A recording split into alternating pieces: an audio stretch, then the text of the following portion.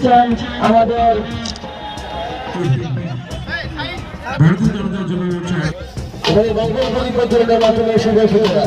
হতে যাচ্ছে এই প্রথমবারের মতো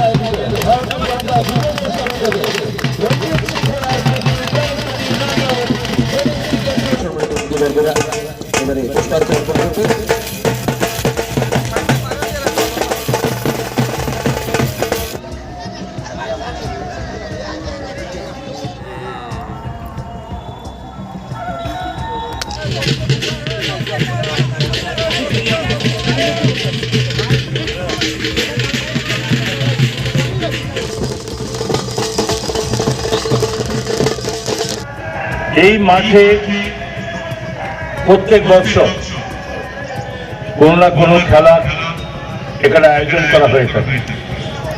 কখনো আলকিরপুর মন্ডলের উদ্যোগে, কখনো যুব মোর্চার উদ্যোগে বা অন্যান্য যারা এখানে স্থানীয়ভাবে যারা খেলাধুলা আয়োজন করে এখানে বিভিন্ন খেলাতে অংশগ্রহণ করার সুযোগ হয়েছে।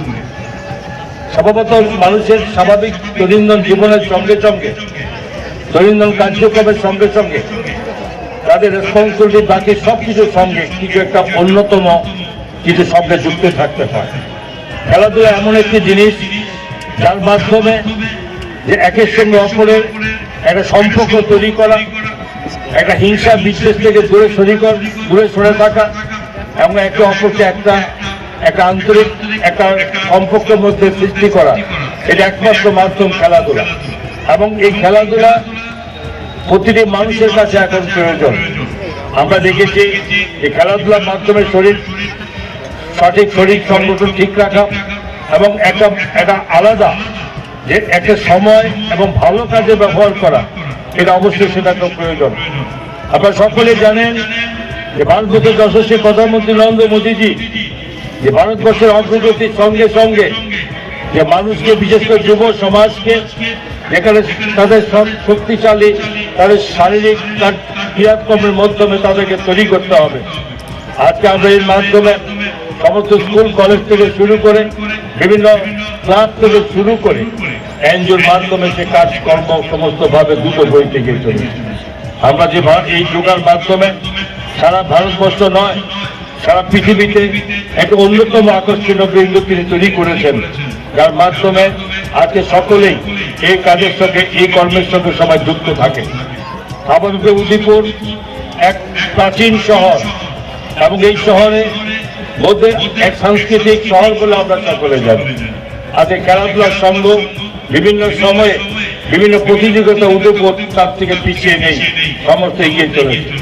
আমি আজকের এই টুর্নামেন্ট যার স্মৃতিতে এই টুর্নামেন্ট হচ্ছে, অভিষেক দেবরা বলেছেন আমার এখানে অন্য কিছু বলার নেই, তবে এতটুকু তো বলতে হবে রঞ্জিত সিং রায় অবশ্যই আমার বড় ভাই ছিলেন এবং আজকে এই স্মৃতিতে যে যুব মোর্চার উদ্যোগে আজকে এমন একটি কার্যক্রম দেওয়া হয়েছে। আমি ব্যক্তিগত পক্ষ থেকে আমি যুব মোর্চা, আলকিরপুর মন্ডল যুব মোর্চার প্রত্যেকটি কর্মীকে, প্রত্যেকটি কার্যকর্তাকে আমার অন্তর থেকে আবার ধন্যবাদ জানাচ্ছি যে এরকম একটা আয়োজন করে এখানে একটা সমাবেশ তৈরি করেছেন এবং আগামী দিনে যাতে এটা টিকে থাকে এবং এটা যাতে চালু থাকে এবং তার জন্য আমি আবেদন করছি।